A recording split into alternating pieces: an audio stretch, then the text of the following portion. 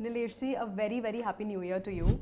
And thank you so much for taking out the time to speak with us today. Thank you. Wish you and your viewers a very happy 2026, and it's my pleasure to be here. Thank you, Nilesh ji. So Nilesh ji, as we step into 2026, investors are feeling a lot of emotions, right? While the headline indices ended on a positive note in 25, but it did not feel like a very rewarding year. So I would love to understand from you your interpretation of how 2025 was, then your outlook for 2026, and most importantly, how should investors think, behave, and stay grounded in phases like these? So Niji, in Mumbai, there is a fruit juice called Ganga Jamna. It is Mossambi and Santra together. Kabhi khatta, kabhi meetha. 2025 was like that. Gold, silver delivered great return. Equity, large cap still delivered good return, but small and mid cap didn't do. And my guess is that this is how investing world is going to be. You start with certain expectation, then events happen and your expectations either come right or wrong. There will be kabhi khushi, kabhi gam, thoda khatta, thoda meetha. Right. But that's how investment will always happen, and 2026 will be no different from 2025.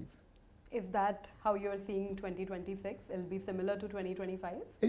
So this is the learning of our experience. Every year we start with a lot of hope and then we come down to the ground. Right. But fair enough, investment is like a cricket match. You can get trained on how to play and so on and so forth. But finally you have to play each ball on its merit. Right. There will be a bouncer, there will be a yorker, and there will be half volley. You have to have the discipline that half volley के ऊपर चौका छक्का मारे और bouncer में sir बचा ले. Got it. But how do you think small caps and mid caps will play out in 2026?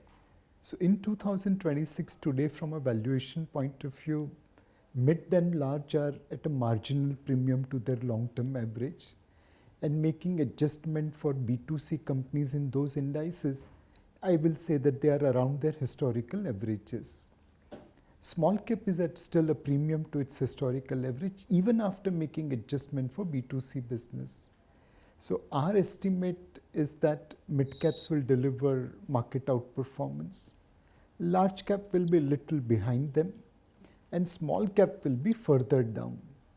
But all three will deliver positive return in CY26, FY27 is our expectation. Understood, sir. So in that case, should investors be looking to diversify their portfolio? Of course, we know about the gold and silver rally in 2025. Is it a good time to continue to invest there or not anymore? Our recommendation is please follow the dharma of asset allocation. Don't invest in gold and silver because they have delivered a centurion return last year. You invest in gold and silver because they should be part of your portfolio to hedge against inflation risk. Today, central banks are buying gold. There is rumor of central bank buying silver as well.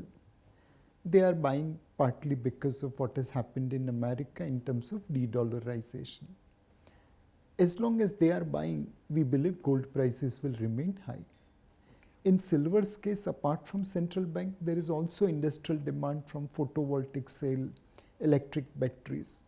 So industrial and central bank demand is pulling silver up. Now both of them are commodity and both of them does not have much intrinsic value because there is no cash flow, there is no bonus, there is no dividend. So you must put a cap as a percentage of your portfolio. Okay. If you are comfortable with 5%, be fine with it. If you are comfortable with 20%, so be it. But please put certain cap as exposure to this precious metal. So don't change your allocation just because something has performed better and something has not performed well.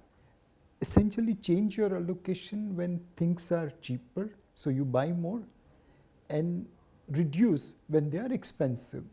It's very easy to say, like I had asked someone how to make money in market. He said simple, નીચામાં લેવાનું, ઉપરમાં વેચવાનું. Buy low, sell high. Right. It's very, It's very as easy simple as to that. say. Hmm. The challenge is how to Difficult to do. execute. Got it. Okay. Nilesh, you've often also said that you're in a business of managing trust and not in the business of managing money. But we're currently in a time when investor expectations are very high and outcomes are uneven. So, how does this philosophy translate to real life decisions for you? So, Avani जी, अगर आप दिल से दिल की बात करें तो लोगों को समझ में आ जाती है. There was a time when I started my career in mutual fund and I was thrown out of people's office saying that भागो यहाँ से. Because there was a mutual fund called Morgan Stanley and people had a very bad experience in that.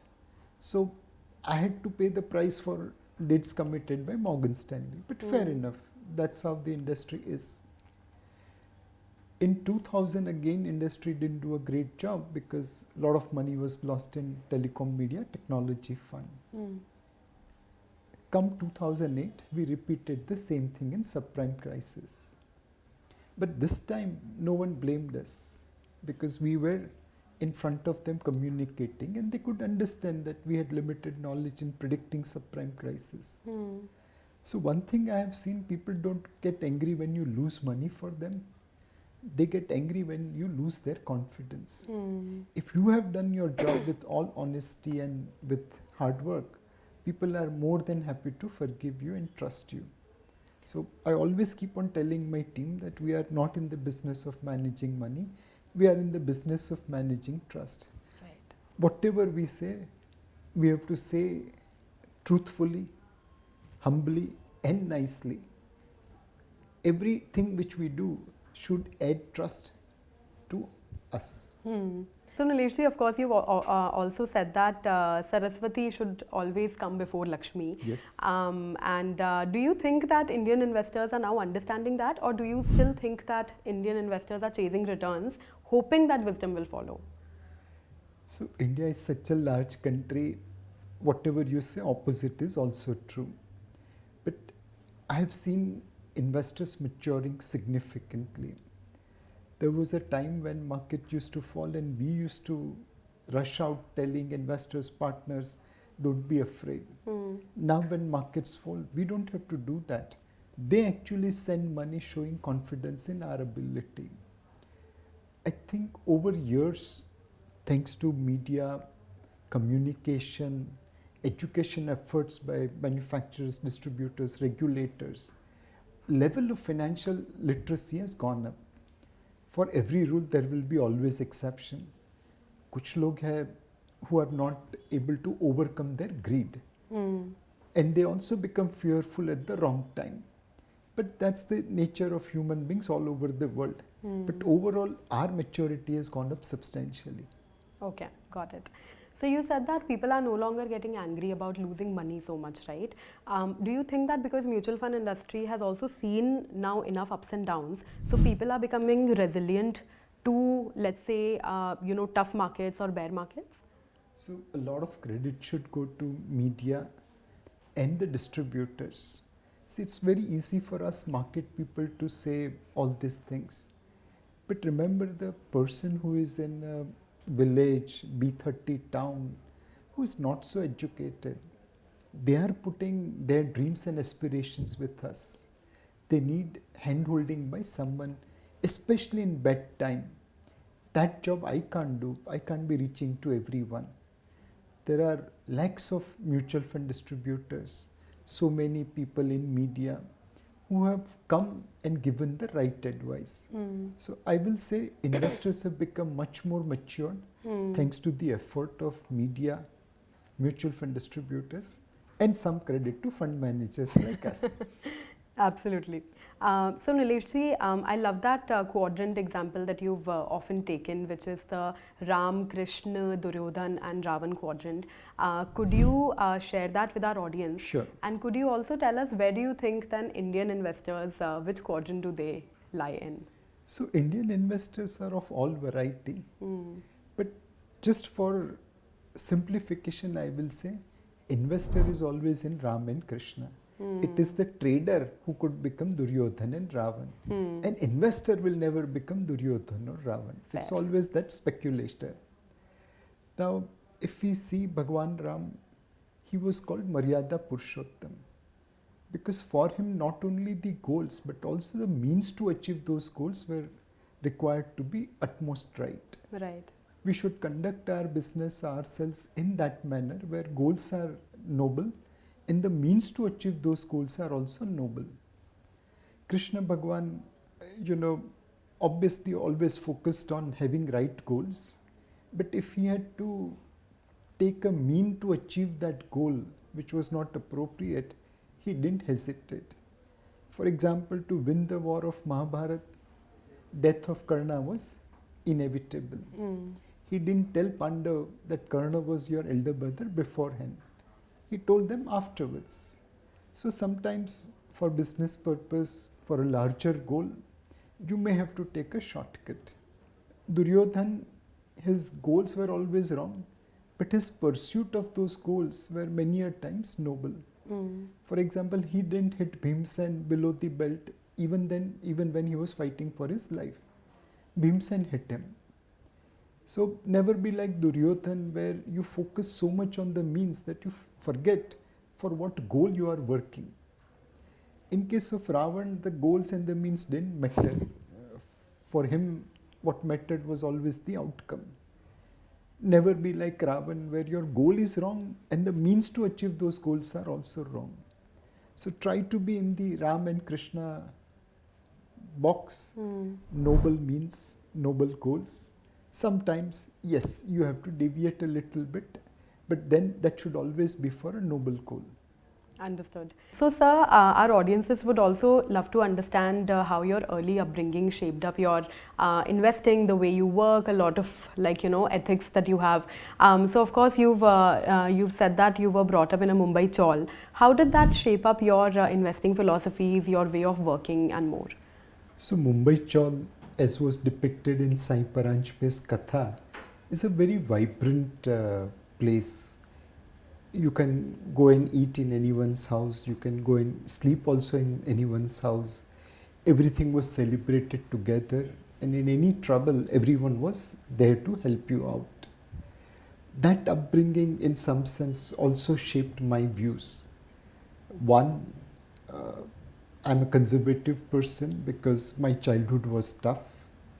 Second, I believe to be optimistic because even in the worst of the situation in childhood, we were always optimistic. In the Chawl, one thing is always there, that you are always hoping for a better future. You don't get bogged down by the current situation. So that has made me far more optimistic in life. No matter whatever fall in the market is, I'm always sure that tomorrow will be a better day. The third thing is also teamwork. In the Chawl where I lived, we were probably 300, 400 families and full of diversity from North Indians to South Indians to, all kinds of community and religion. So by living in that kind of Chawl, you also understand the nuances of different culture, different mindset. So overall, I think the childhood values and experiences which I gathered have come into my investment philosophy as well. I was growing up in a Kalba Devi Road, so that was a business hub of Mumbai. Textile market was there, and so were there other businesses like jewelry and restaurant and so many other things. Observing them also probably gave me the urge that you have to go and do the groundwork. You can't do research sitting in office. You have to go to the ground and check what people are doing. So today, I think the childhood values and experiences are still with me and learning, teaching me. Understood, Nileshji. Nileshji, you've also shared that you understood the importance of money very early on. I think there's a story, around the 4th grade. Could you share that story with us? So essentially, my father died when I was in 4th grade. And then I went to my mom saying that I won't study. And my mom said, nothing doing, you have to study because She always believed that education is the way to escape poverty. And she started working in other people's houses and doing odd works and ensuring that we could study. And then there was a school principal who said that as long as you top the class, I will pay the fees. Okay. So I studied on scholarships and all the good works done by other people. And that kind of taught me the value of money. No, of course, sir. I have another question for you. You've openly spoken about the losses you incurred early on in your career and also during the dot-com bubble. Yeah. What learnings would you say you have from that phase of life? And also, do you think we're heading into another bubble, which is the AI bubble? So in the early 90s, there was a big bull run in market. Stocks were going up like crazy, and I thought making money was so easy. So I also went in hearing tips, talking to people, and jumping into things. And eventually that failed quite badly. I probably lost everything. I think I'm thankful to God for giving me that experience. That taught me that making money is not easy. That made me seek guidance from people. And that's where I learned from someone that beta, Dalal street में लक्ष्मी माता का पूजन तो दिवाली के दिन ही होता है, लेकिन सरस्वती माता का पूजन रोज करना पड़ता है पैसा बनाने के लिए. So I'm lucky that I got such a big jolt on day one that I started taking the right path. So you learned early on instead of it coming later in your life. Absolutely. The second thing, we also, by the time telecom, media and technology bubble came in 2000, I was more known for fixed income investment than equity investment, but I used to run a small equity fund as well at that point of time. And obviously it didn't do well. And some investor came and told me a very nice advice which stayed with me till now. That Nilesh bhai, please don't make mistake which I can make on my own. When I am giving you money, I expect you not to make those mistakes. And what was the mistake we made? We invested in companies which were not real. We invested without looking at the valuation.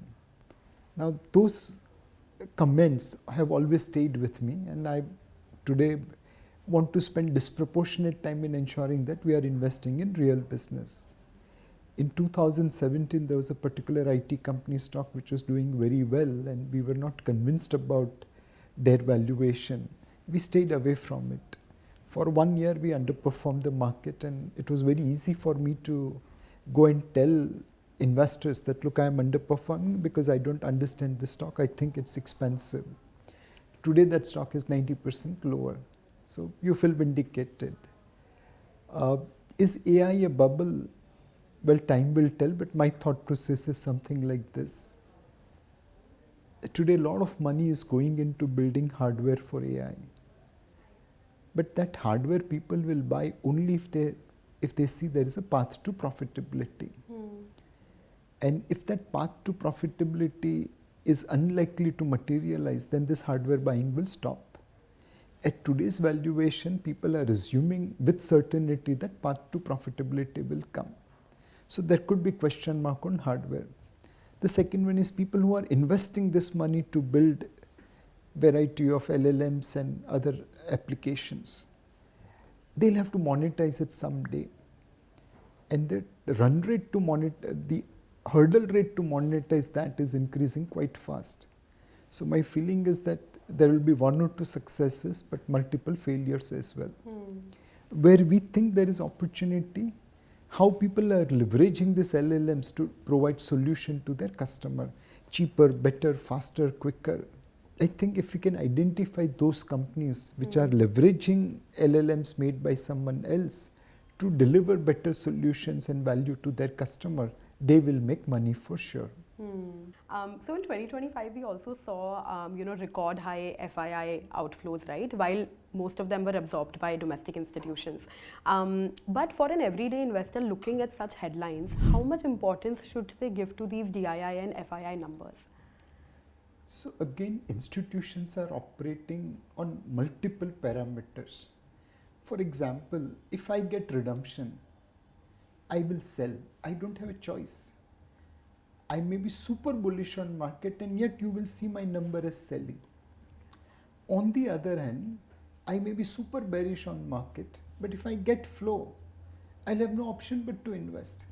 Now, would you like to judge me by my thought or by my action? So to me, the best answer is, please go and look at the multi-asset allocation fund of any fund house. In that, you will be able to decide what we are doing. For example, right now, we are neutral weight equity. And within equity, you will see we are overweight large and mid cap and underweight small cap. It's visible in my multi-asset allocation portfolio. Okay. We are reasonably bullish on gold and silver. It's visible in my asset allocation portfolio. We are underweight debt. That's also visible in my portfolio. So always look at the asset allocation profile of a multi-asset allocation fund of any fund house to determine what they are intending to do. Oh, that's a great shortcut for Absolutely. investors out there. Okay. And then ignore all the noises. See, in stock market, news, noise, everything will keep on coming. But please remember, businesses are built over decades. Their prices will fluctuate every day, but value doesn't fluctuate. Okay. And you have to buy what is cheap and sell what is expensive. Got it. Okay. Are there any sectors and themes that you are bullish on in 2026? So if we see government's behavior in whole of 2025, they have kept on putting money in the pockets of consumers. Every taxpayer in India got some benefit in terms of tax limit being raised and 1 lakh crore tax exemption given. If you are borrower, you benefit because interest rates came down by 1.25%. The tax rebate put 1 lakh crore in the pockets of taxpayers. EMI burden is reduced by about 1,80,000 crore because interest rates are down 1.25%. Right. Then there is GST cut benefit. Then there is labor code implementation. Then there is 8th pay commission coming into play. There is a ban on gaming which is putting money in the pockets of speculators. Put together, there is a lot of money with people. Wherever this money will be spent, those sectors will do well because there will be new demand, there will be incremental demand. So we believe tourism, travel, healthcare, education, home improvement, these are the segments where people will go and spend money. Understand. One sector where I don't know what will happen in 12 months, but I'm reasonably positive on a 3-year basis, that is chemical. A lot of Indian companies are doing basic research. They have invested years behind them. कहीं ना कहीं ये luck काम करेगा. They also have built capacity, but then Chinese dumping came, so they are not able to utilize their capacity. Okay. We believe now China will cut down on the dumping, and hence their capacity utilization will go up. So operating leverage will come into play, and the prices will also rise if Chinese dumping comes down. So their margin will expand at a faster pace. Now this whole things will take about 6, 12, 9 months to shape up. So maybe you'll have entry point of next 6, 12 months. But if you have 3-year horizon, chemical could be outperformer. Okay, great, Nilesh ji. Of course, like when you're younger, you hold a lot of beliefs about success and money. Let's say when you were 30, you held a belief about success and money, and maybe you don't believe in that anymore. What is that one such thing? So obviously, what you don't have, you crave far more. And once you have it, the law of diminishing utility comes into play. So when I started my career, I wanted to be as rich as possible, as quick as possible, get possession like motor car was a status symbol. I don't know driving, but yet I still wanted a motor car. I wanted AC in my house and so on and so forth. Once all those things came in, the utility started diminishing. Then you start looking at the world in a different manner, and you realize you have reached here because so many people helped you. Someone paid your fees, someone gave you food grains, someone guided you. So many people have helped me. Now how do I give it back to the society? So now it's time to give back to the society. One is money, the other is art of making money. If I retire today and start managing my own money, I'll earn far more than what I'm earning today. But then I'll be doing only for myself. I might as well work here where I'm allowed to communicate to so many people. Many people will benefit if my call goes right. All my call doesn't go right, some go wrong also. But fair enough, I'll have more wins and less losses. That way I can benefit people in getting their financial security. There's a Gujarati poem by Makarand Dave which says, Gamtu maliye to gunje na bhariye, gamta no kariye gulal. If you have some special ability, you don't use for yourself. You use it for the benefit of society. Because the value you will be able to generate will be far more. Just far more. And my job is the best. It gives me good pay. And I can get blessings of people. What more do I want? Right. And is there any belief which, let's say, you had even when you were younger and it's only gotten stronger over time? So, I always thought money was important. My mother is very religious in nature, and well, she did teach us money is important. In many parts of our surrounding, our culture, you realize that money is not given due importance.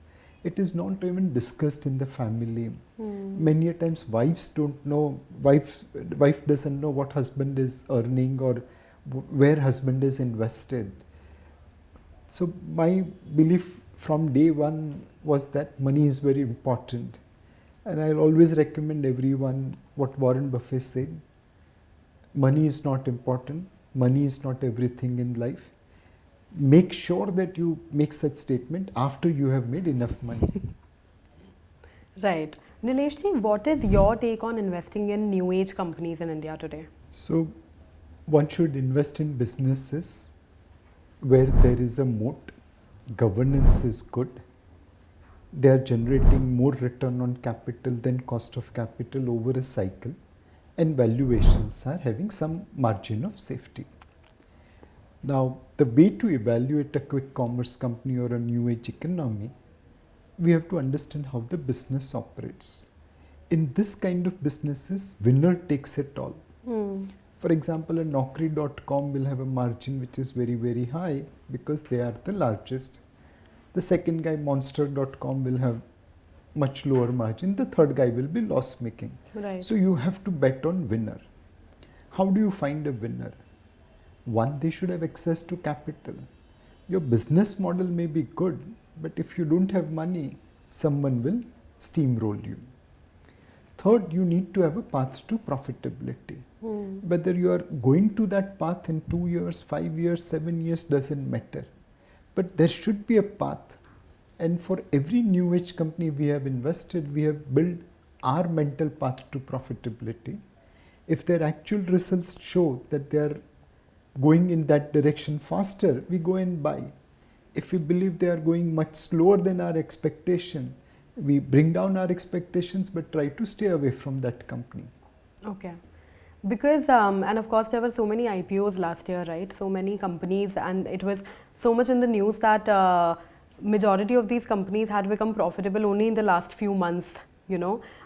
So how do you then separate the actual winners from just like, you know, an illusion of profitability? One, for me, IPO or listed company research is the same.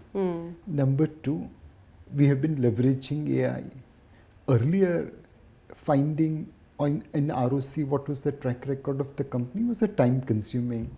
We used to take sometimes 7-8 days and help of sell side brokers to get the data. Today, thanks to Pascal.ai, which we are using, all such information is available at instant. Okay. Many a times we have caught IPO management on the wrong side.